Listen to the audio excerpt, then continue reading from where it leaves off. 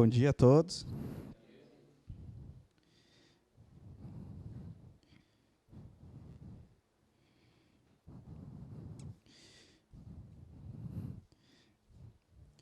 Amém. Sempre muito bom estar junto com os irmãos, cultuando o nosso Deus.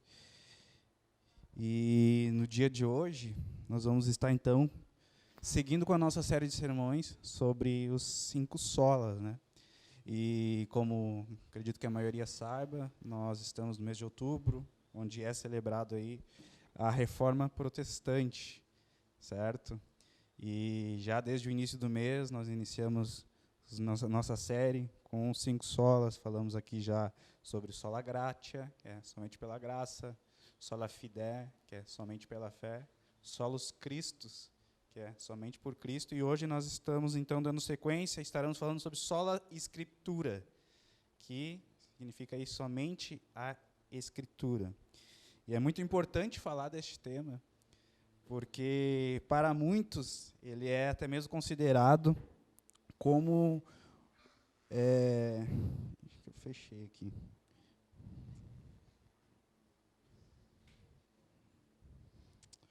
Ele vai ser considerado como um dos grandes impulsos para a própria reforma protestante. E para a gente iniciar, né, a exposição nesse tema, a gente vai fazer uma análise um pouquinho mais profunda do que estava acontecendo no próprio período em que aconteceu ali, em que sucedeu ali a reforma protestante, para que a gente também possa juntos aqui compreender a importância deste tema para a história da igreja, para nossa fé e como nós nos comportamos hoje como corpo de Cristo.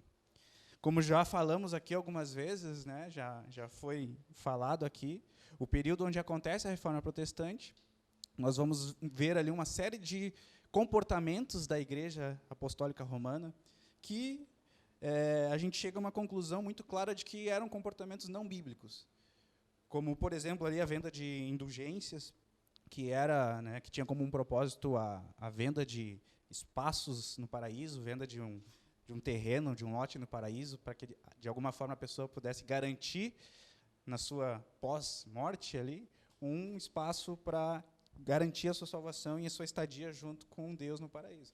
O que nós todos sabemos que é algo totalmente antibíblico, algo totalmente, né, sem cabimento. A gente não vê isso de forma clara nas Escrituras.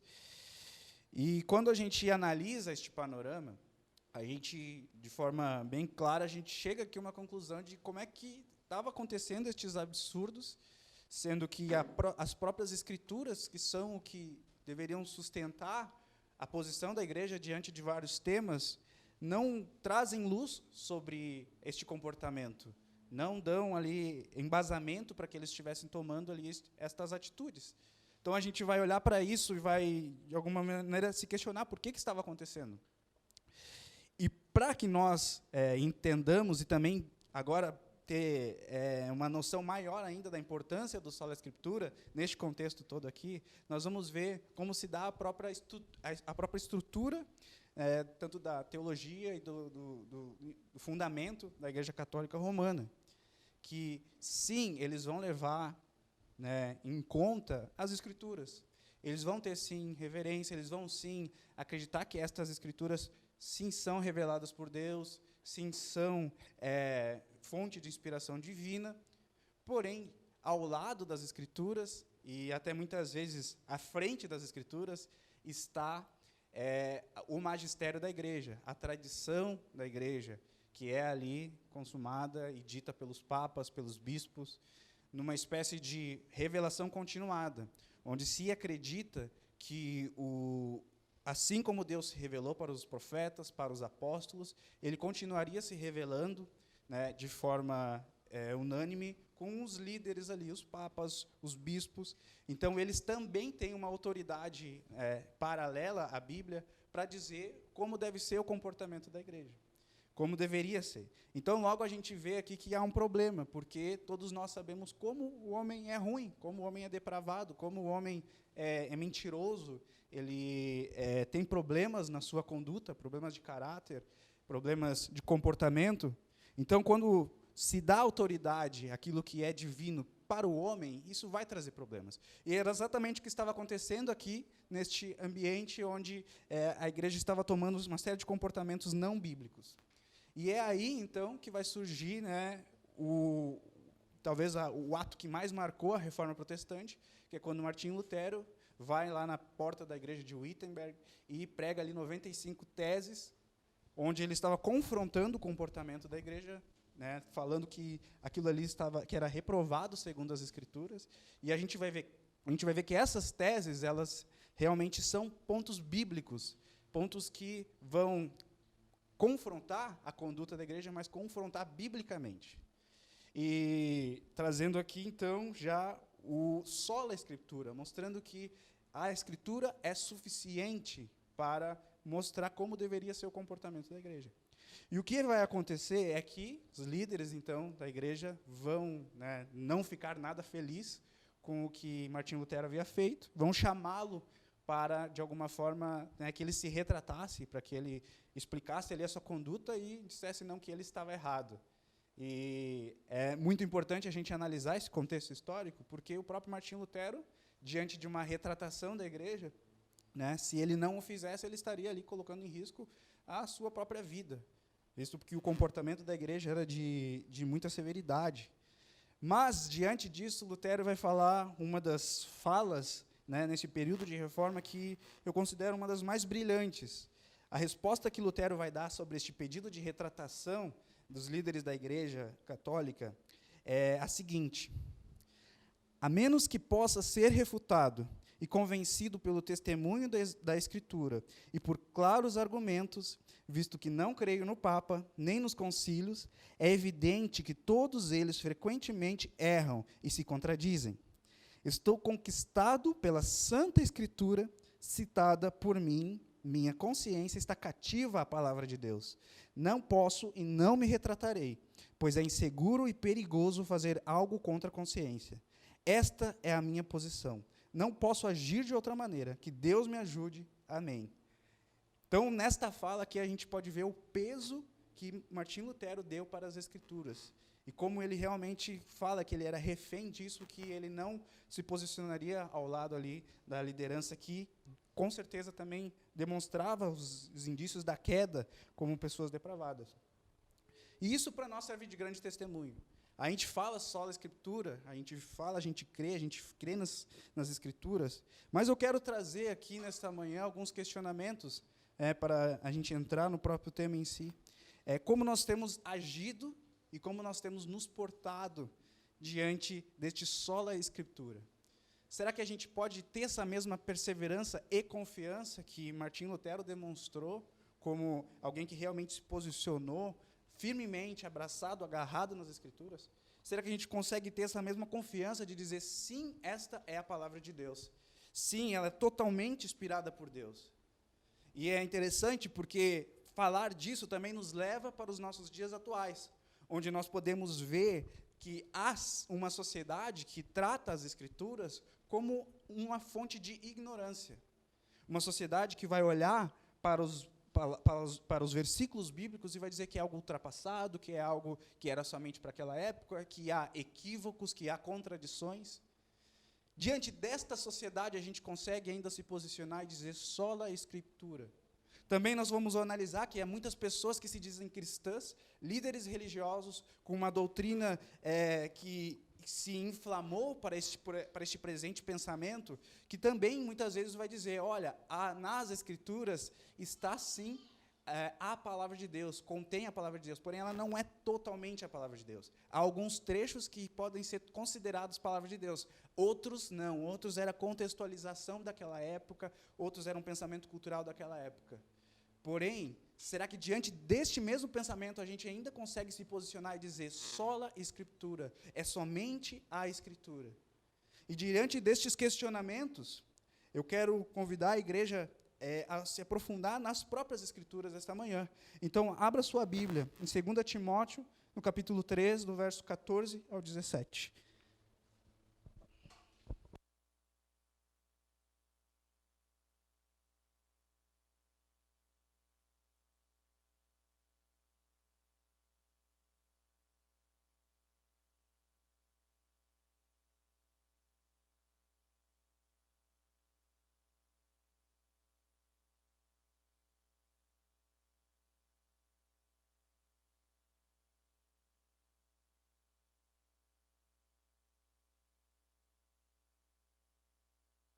2 Timóteo 3, 14 ao 17. Quanto a você, permaneça naquilo que aprendeu e em que acredita, firmemente sabendo de quem você o aprendeu, e que desde a infância você conhece as sagradas letras, que podem torná-lo sábio para a salvação pela fé em Cristo Jesus.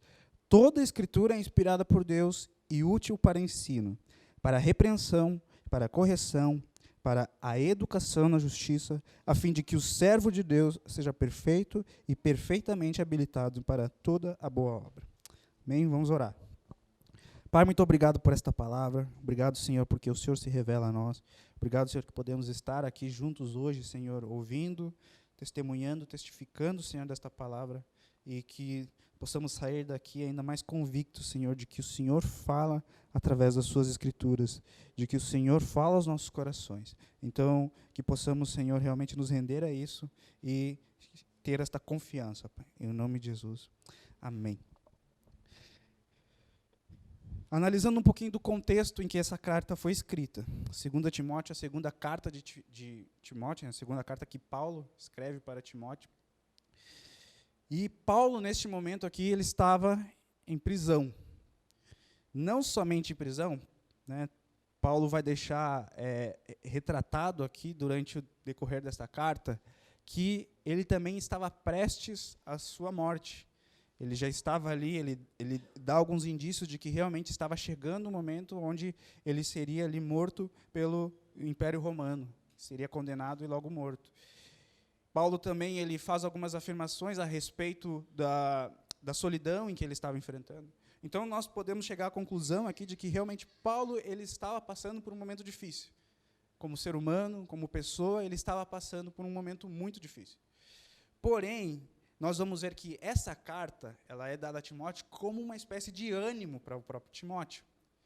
Como Timóteo, um plantador de igrejas, uma pessoa jovem, que tinha ali, se envolvido com o ministério, Paulo ele vai falar durante o percorrer desta carta sobre palavras de ânimo, palavras de exortação, aconselhamentos, como de um pai para um filho. Vai passar para Timóteo este ânimo. E o que para nós é até mesmo, talvez, irônico, porque estamos falando de uma pessoa que estava ali em prisão, estava, né, com seus próprios problemas e prestes a morrer, e ele vai escrever para Timóteo lhe dando ânimo.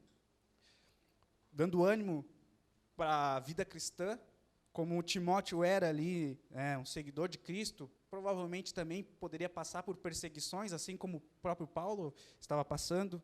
Poderia ser, muitas vezes, talvez castigado, talvez pessoas dentro do próprio ambiente cristão se levantar contra ele. E um dos alertas que o próprio apóstolo Paulo faz também para Timóteo é sobre este cuidado em relação a falsas doutrinas. Nós vemos isso iniciando no capítulo 2, capítulo 3, sobre falsos mestres ensinando falsas doutrinas, falsos ensinamentos, e que Timóteo deveria ter certo cuidado com isso, estar atento também a isso. E fala também sobre como o coração do homem nos últimos dias estaria ali inclinado para suas próprias pecaminosidades, para seus próprios desejos carnais. Então, tudo isso é conselhos de Timóteo, conselhos de Paulo para Timóteo. E a gente vai perceber nesses textos que a gente acabou de ler, nesses versos, que quando Paulo traz, então, este ânimo para Timóteo, ele está usando como fundamento as próprias Escrituras. Nós vamos ler no verso 16 que o grande incentivo de Paulo para Timóteo é que ele permaneça. Ele diz, quanto a você, permaneça. Tu, porém, permanece. E permaneça no quê? Permaneça naquilo em que você aprendeu. Aquilo que você aprendeu desde criança, assim como Timóteo havia aprendido ali desde dos ensinamentos da sua mãe, da sua avó, e também dos ensinamentos do próprio Paulo para ele. Que eram ensinamentos que estavam ligados às Sagradas Escrituras, Sagradas Letras, que Timóteo havia já aprendido. O que Paulo estava dizendo para Timóteo, olha, permaneça. O comportamento que Timóteo deveria ter, né, como vida cristã, diante de qualquer dificuldade, de qualquer adversidade, diante do levantar de falsos mestres, falsas doutrinas, falsos ensinamentos, era o único exclusivamente de ele permaneça naquilo em que você aprendeu. E o que ele havia aprendido estava conectado diretamente com as Sagradas Escrituras. Paulo ele vai falar que esta Escritura é nutrição para a sabedoria de que Deus ele revelou ali o seu plano de salvação para o homem. E que a fé, né, neste plano era, então, para a salvação. O que Paulo está trazendo para Timóteo é este ânimo de que ele viesse a permanecer. E isso serve para mim e para você também. Como vida cristã, como nós devemos nos portar diante de qualquer adversidade na nossa vida, de qualquer perseguição, de qualquer momento talvez de angústia, e também do levantar de falsos mestres e falsas doutrinas, que o nosso comportamento é permanecer naquilo que aprendemos, e naquilo que aprendemos nas Sagradas Escrituras.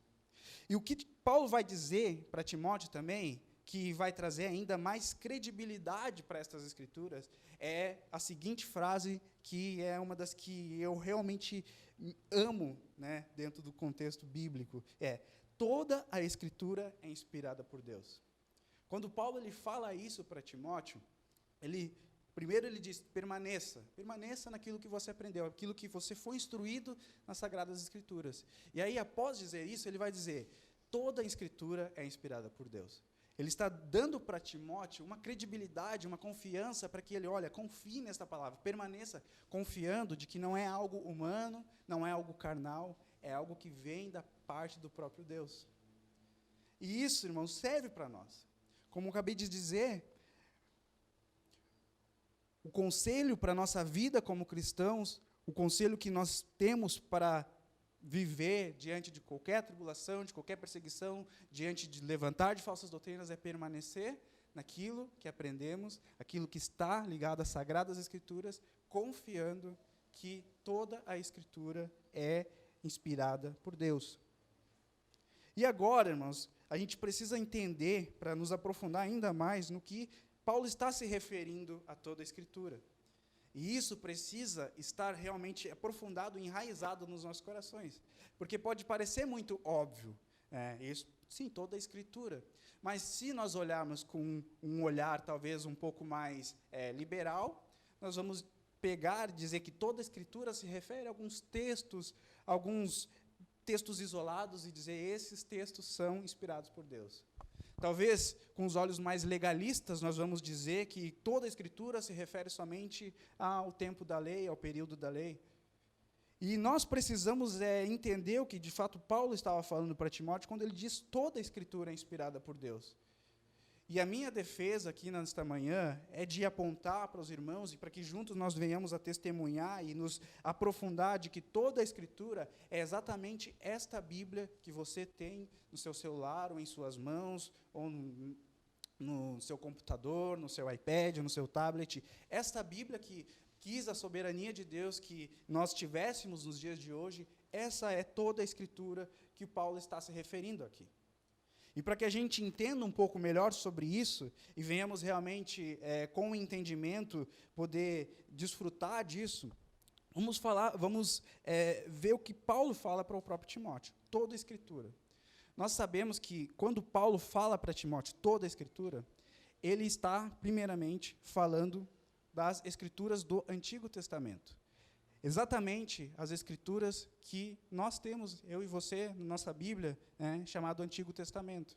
Quando um judeu, quando um mestre no hebreu, ele falava sobre as Escrituras, ele já apontava para o Antigo Testamento. Então, ali, nós já conseguimos ter a certeza de que estas Escrituras já estavam ali estampadas e bem claras no Antigo Testamento, neste mesmo Antigo Testamento que eu e você temos. Nós vamos ver como isso é testificado até mesmo pelo próprio Jesus. Nos Evangelhos, ele vai citar algumas vezes textos como de Jonas, dos próprios Salmos, das leis. Em Lucas, no capítulo 24 e 27, você não precisa abrir, diz que Jesus, ele, começando por Moisés e percorrendo por todos os profetas, explicou-lhes que constava a respeito dele em todas as Escrituras. Quando Jesus ele percorre ali os textos de Moisés, percorrendo pelos profetas também, ele ia testificando aquilo que estava claro a respeito dele mesmo nas Escrituras. Então, as Escrituras que Jesus estava se referindo era já o Antigo Testamento. E também, vale que a gente compreenda que essas escrituras são o Antigo Testamento, porque naquele período os judeus eles já tinham muito claro o que eram as escrituras sagradas. Eles já tinham preparado ali aquele material que eles consideravam como um material divino, justamente pela forma com que Deus havia se revelado através deste material. Então, considerando que os judeus eles tinham este material já pronto, que é o Antigo Testamento, que nós temos aí de Gênesis a Malaquias, vemos o próprio Paulo dando testemunha, falando que, em Romanos capítulo 3, no verso 2, que aos judeus foram confiados os oráculos de Deus. Aos judeus foram confiadas a palavra de Deus. Então, para nós fica muito claro já que toda a Escritura já está se referindo também ao Antigo Testamento. Mas para que a gente ainda venha ter também mais e mais certeza de que essa Escritura, que você temos hoje disponível para nós também falamos do Novo Testamento. Porque, como a gente sabe que o Antigo Testamento, naquele período lá, ele já estava pronto, ele já era um material considerado sagrado, porém, o Novo Testamento ele ainda estava em processo de ser escrito, de ser produzido, talvez surja aquelas dúvidas de muitas pessoas de que será que, então, o Novo Testamento ele faz parte também deste material sagrado? Será que toda a Escritura também pode ser considerada o Novo Testamento como fazendo parte deste conjunto sagrado? E nós vamos ver algumas alegações dentro do próprio Novo Testamento que davam credibilidade de que esse material também foi verdade, também é inspirado por Deus e também faz parte deste conjunto chamado toda a Escritura inspirada por Deus. E a defesa também vai de alguns pontos específicos que eu quero trazer para os irmãos, que, por exemplo, quando o material começou a ser produzido, não foi com a intenção de sair escrevendo porque tinha que escrever, não foi de trazer ali, talvez, biografias, porque era bom escrever, porque a galera gostava de escrever, mas não, todos ali tinham esse material como realmente profunda verdade, e o faziam com verdadeiro temor. Você pode abrir a sua Bíblia, pode manter a Bíblia aberta em 2 Timóteo, nesse texto que lemos, mas abra a sua Bíblia no livro de Lucas, capítulo 1.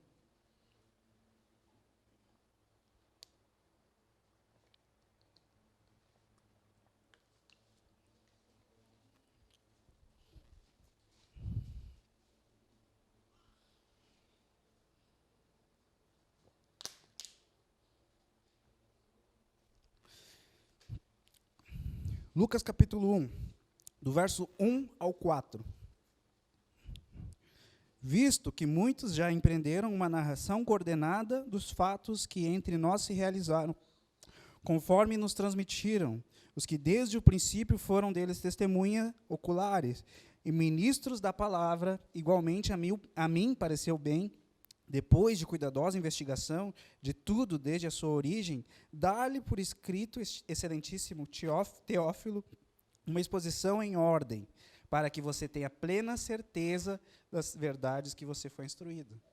Então, nós vemos aqui Lucas, autor do Evangelho de Lucas, ele escrevendo para Teófilo, que havia ali um conjunto de escrituras que foi escrita com dedicação, e o fim dessas escrituras era para que ele tivesse ainda mais plena certeza desta verdade que ele havia recebido. Então, o próprio Lucas ele já vai dando ali uma instrução clara de que esta escritura que estava ali sendo produzida era verdade. Era verdade, era testemunho, era algo realmente concreto e produzido para confiança ainda mais em Deus. Nós vamos ver em Gálatas, capítulo 1. Você pode abrir aí, Gálatas, capítulo 1. É impossível a gente falar só da Escritura sem ter que abrir bastante as Escrituras hoje. Então, vamos juntos ler alguns textos. Nós vamos ver como, de fato, aqueles que estavam escrevendo, produzindo este material do Novo Testamento, eles também tinham isso com a seriedade de que eles estavam preparando um material que era a palavra de Deus. Gálatas, capítulo 1, verso 11 e 12. Paulo falando: mas informo a vocês, irmãos, que o evangelho por mim anunciado não é mensagem humana, porque eu não o recebi de ser humano algum, nem me foi ensinado, mas eu o recebi mediante revelação de Jesus Cristo. Paulo ele está aqui testificando de que estes ensinamentos que ele estava enviando aos Gálatas, ensinando aos Gálatas, não era algo dele mesmo, ou algo que ele tinha aprendido de outro homem ou de outro mestre, mas era algo vindo do próprio Jesus Cristo. É algo que também é considerado inspirado por Deus. 1 Tessalonicenses, capítulo 2.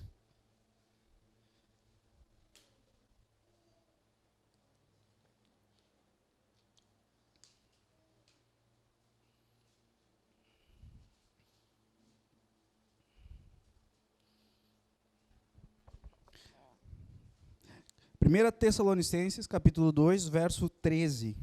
Diz assim: temos mais uma razão para incessantemente dar graças a Deus, é que ao receberem a palavra que de nós ouviram, que é de Deus, vocês a acolheram, não como palavra humana, e sim como em verdade é a palavra de Deus, a qual está atuando eficazmente em vocês, os que creem.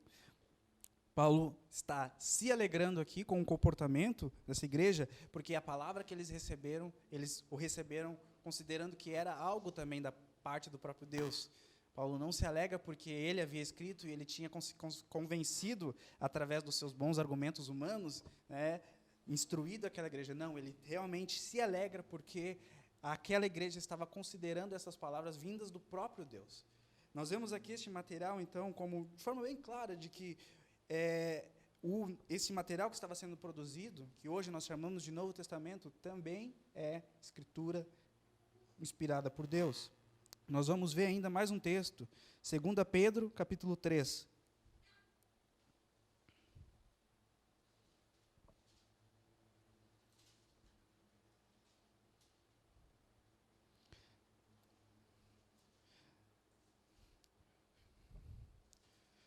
Segunda Pedro, capítulo 3, do verso 15 e o verso 16. Vamos ver Pedro testificando e dando equivalência ao ensinamento de Paulo como parte de todo o conjunto de escrituras, levando em consideração aqui que as escrituras, né, que eles falavam naquele momento ali, eles já davam credibilidade das escrituras do Antigo Testamento, que é o que nós temos aí.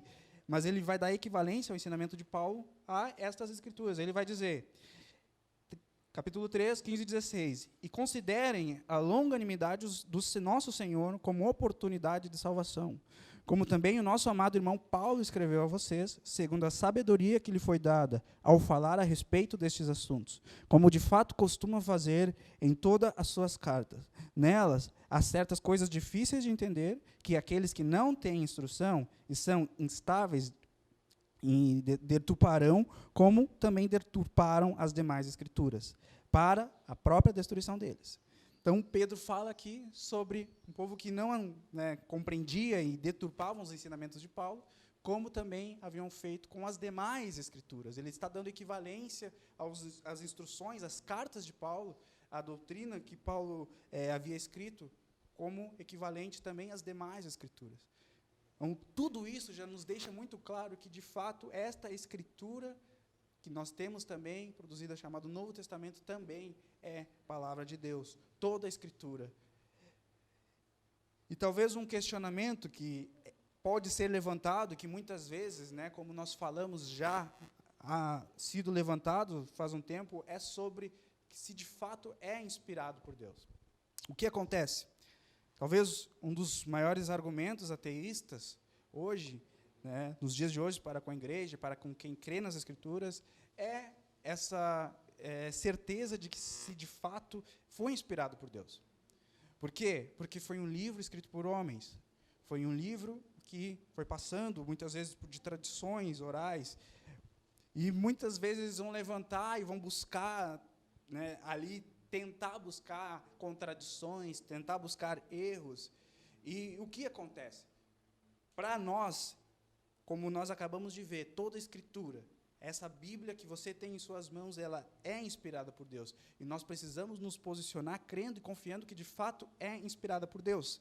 Mas, para que a gente ainda venha ter mais certeza, nós devemos saber como foi o processo de inscrição, de fundamentação desta palavra. E nós vamos ver aqui, pelo menos, alguns textos que vão dar referência de que o próprio Deus inspirou, que o próprio Deus guiou a homens. A gente vai dizer, sim, homens fizeram, homens escreveram, mas foram homens guiados e fundamentados por Deus para o fazê-lo. Nós vamos ver em Êxodo capítulo 31, no verso 18, primeiramente, que o próprio Deus escreveu as tábuas da lei. Não foi ali um homem, foi ali uma teofania. O próprio Deus veio e escreveu. Êxodo capítulo 31, verso 18. Quando o Senhor acabou de falar com Moisés, no monte Sinai, deu a ele 2 tábuas do testemunho, tábuas de pedra, escritas pelo dedo de Deus. Foi ele mesmo que produziu este material. E após isso, nós vemos também, Êxodo 34, 27, Deus, ele dirigindo e dando instruções a Moisés que ele o escrevesse. Êxodo 34, 27, o Senhor disse ainda a Moisés, escreva estas palavras, porque segundo o teor destas palavras, fiz aliança com você e com Israel. Então, Deus dá a ordem para Moisés escrever. O próprio Deus instruiu, inspirou Moisés a escrevê-lo. E assim Deus vai fazer com seus profetas, assim Deus vai fazer com os apóstolos.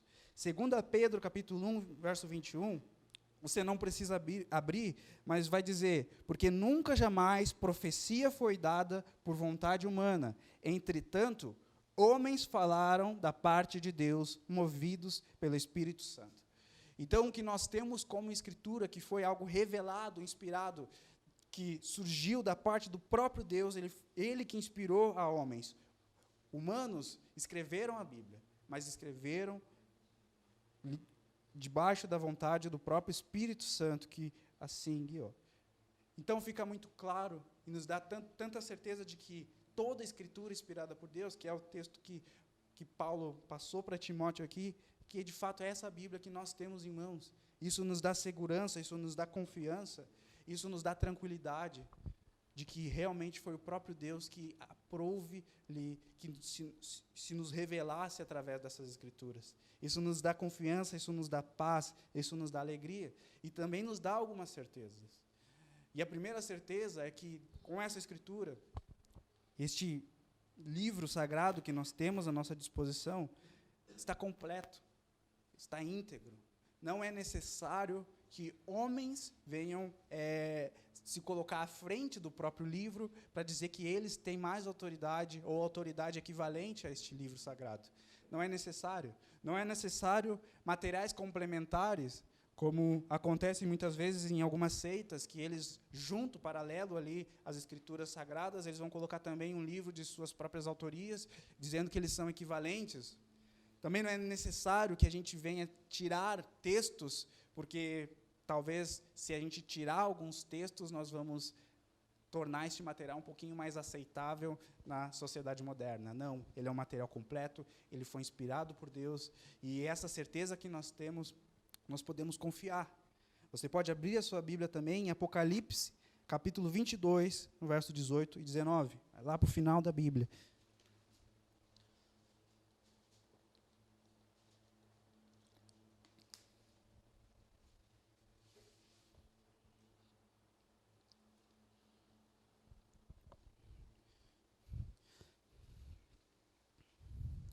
Apocalipse 22, 18 e 19. Eu, a todo aquele que ouve as palavras da profecia deste livro, testifico. Se alguém lhe fizer qualquer acréscimo, Deus lhe acrescentará os flagelos descritos neste livro. E se alguém tirar qualquer coisa das palavras do livro, desta profecia, Deus tirará a sua parte da árvore da vida, da cidade santa e das coisas que estão escritas neste livro. Fica muito claro de que ele é um material completo, de que é um material que possui inspiração divina, que possui fundamento para realmente crermos que é a palavra de Deus revelada para nós. E não estou falando aqui do objeto livro, estou falando da fonte de inspiração divina que Deus escolheu para se revelar para nós. Na nossa confissão de fé, no artigo 7, há um texto que eu realmente encontro muito brilhante a respeito das Escrituras. O pessoal do curso de membros já teve até um spoiler desse sermão, né? Mas vamos lá, artigo 7. cremos que esta Sagrada Escritura contém perfeitamente a vontade de Deus e suficientemente ensina tudo o que o homem deve crer para ser salvo. Nela, Deus descreveu por extenso toda a maneira de servi-lo. Por isso, não é lícito aos homens, mesmo que fossem apóstolos ou um anjo vindo do céu, conforme diz o apóstolo Paulo, Gálatas, capítulo 1, verso 8, ensinarem outra doutrina, senão aquela da Sagrada Escritura. É proibido acrescentar algo à palavra de Deus ou tirar algo dela. Assim se mostra claramente que sua doutrina é perfeitíssima e em todos os sentidos completa. Não se pode igualar escritos de homens, por mais santos que fossem os autores, as escrituras divinas. Nem se pode igualar a verdade de Deus. Costumes, opiniões da maioria, instituições antigas, sucessão de tempos ou de pessoas ou concílios, decretos ou resoluções. Pois a verdade está acima de tudo e todos os homens são mentirosos e mais leves que a vaidade. Por isso, rejeitamos de todo o coração tudo o que não está de acordo com esta regra infalível, conforme os apóstolos nos ensinaram. Provai os espíritos se procedem de Deus, e se alguém vem ter convosco e não traz esta doutrina, não o recebais. Este artigo aqui, então, ele deixa ainda com mais clareza que a suficiência das Escrituras para nós, como homens e mulheres que confiam em Deus, de que ele realmente se revelou e que essa Escritura sim foi inspirada por ele e que não é necessário completar, acrescentar um livro ou outro, não é necessário tirar textos para torná-lo mais aceitável. Essa Escritura, ela é completa. Mas voltando para o texto de Timóteo, verso 17, vai dizer que essa Escritura, ela é útil para o ensino, para a repreensão, para a correção, para a educação na justiça, a fim de que o servo de Deus seja perfeito e perfeitamente habilitado para toda a boa obra. O que nós podemos nos atentar neste texto é sobre uma ação externa para com este livro. Eu sei que isso pode acontecer, já aconteceu algumas vezes, de uma pessoa que talvez não tenha nenhum conhecimento, abrir ali as Escrituras e as letras saltarem ao seu coração, de forma que o próprio Espírito Santo revela aquilo ali de uma forma incrível. Pode acontecer. Mas, quando a gente fala só a Escritura, somente as Escrituras, isso não significa que nós não venhamos a necessitar de um auxílio, às vezes de homens preparados para nos ensinar a, de fato, interpretar. Uma das coisas lindas que aconteceu na história da igreja é que Deus ele sempre levantou homens, levantou pessoas que trouxessem ainda mais clareza sobre estes textos, para que a igreja pudesse ali ter ainda mais confiança de que essa é a palavra de Deus. É uma das coisas lindas. Deus ele levantou teólogos, Deus ele levantou confissões de fé, coisas que a gente pode ainda ter mais certeza de que essa palavra, sim, vem da parte dele. Eu acho muito interessante um relato bíblico que está em Atos capítulo 8, que é quando Filipe ele encontra com um eunuco. E ele encontra na carruagem, Deus o havia levado ali, e naquela carruagem estava um eunuco lendo citações ali de Isaías. E Filipe se aproxima deste eunuco e vai lhe perguntar se ele estava entendendo aquilo que ele estava lendo. E o eunuco fala, como eu vou entender se ninguém me explicar? E aí Filipe se colocou ali e entendeu exatamente por que Deus o havia levado até ali, e passa então a explicar sobre como aquelas Escrituras haviam se cumprido e como eram de fato palavra de Deus. Então, nós vemos biblicamente que também nós precisamos de pessoas que venham a nos ensinar, que venham a nos instruir. Somente as Escrituras não significa agora que você vai pegar somente a sua Bíblia e só você vai ensinar e não importa a opinião de ninguém mais. Não, Deus ele levanta homens, Deus ele levanta mestres, pastores, ele levanta igrejas para justamente ensinar a instruir no ensino, na repreensão, na correção, na educação, na justiça, para que venhamos a ser cada vez mais aperfeiçoados como servos de Cristo.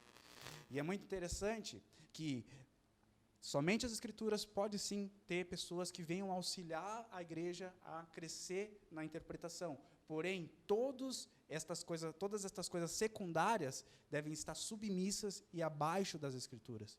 Nunca à frente, nunca ao lado, mas sempre submissa. Sempre submissa.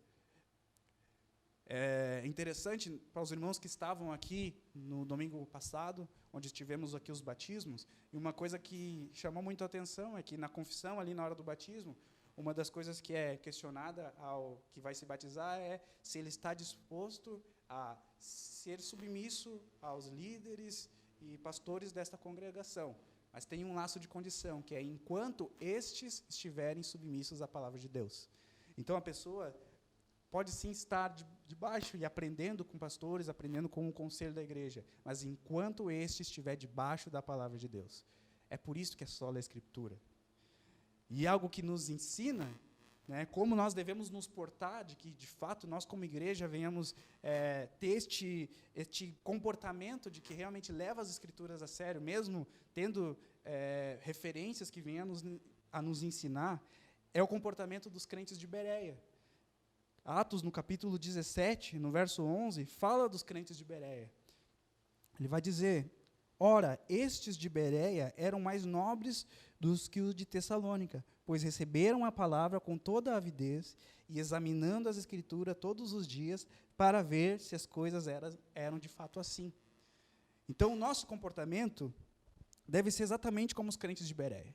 É sim ter o nosso coração muito disposto a aprender com outras pessoas, aprender com as lideranças, aprender com estes homens de Deus que a gente sabe que produzem material teológico excelente, mas como crentes de Bereia devemos estar sempre examinando as Escrituras para ver se de fato estes ensinamentos provêm ou não de Deus, e ter este coração aberto para aprender e se submeter à palavra,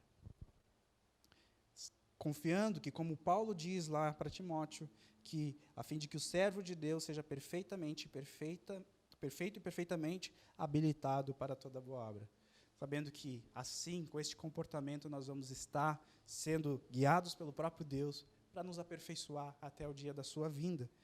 Então, meu irmão, minha irmã, confie que este livro é a palavra de Deus, que este livro, de fato, é a palavra de Deus. Que o sola Escritura não seja simplesmente para que você mantenha a sua Bíblia lá fechada, não tenha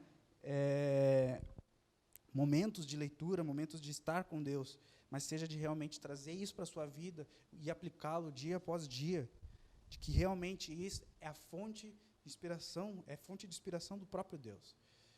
Que a gente venha ter essa segurança e essa confiança e que isso venha moldar e guiar as nossas vidas. E se eu gostaria de trazer algumas aplicações com as próprias Escrituras. Você pode abrir aí Salmo capítulo 19, versos 7 e 8.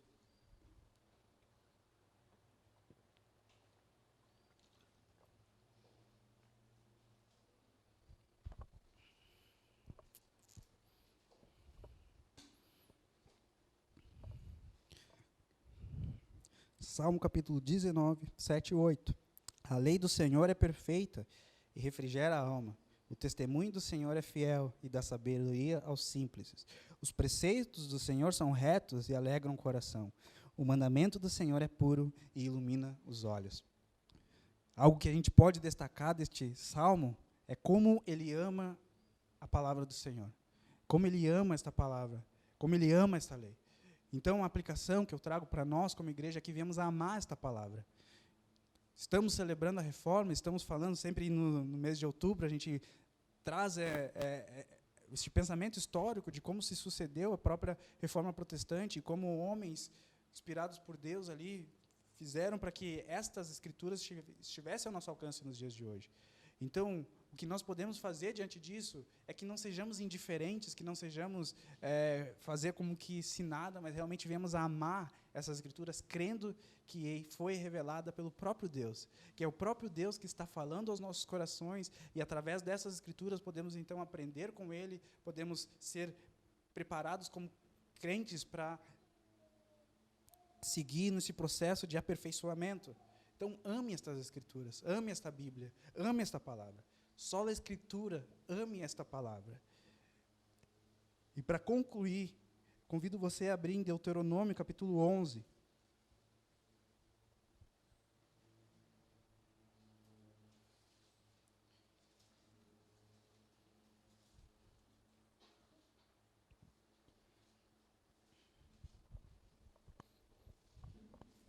Deuteronômio 11, do 18 ao 20.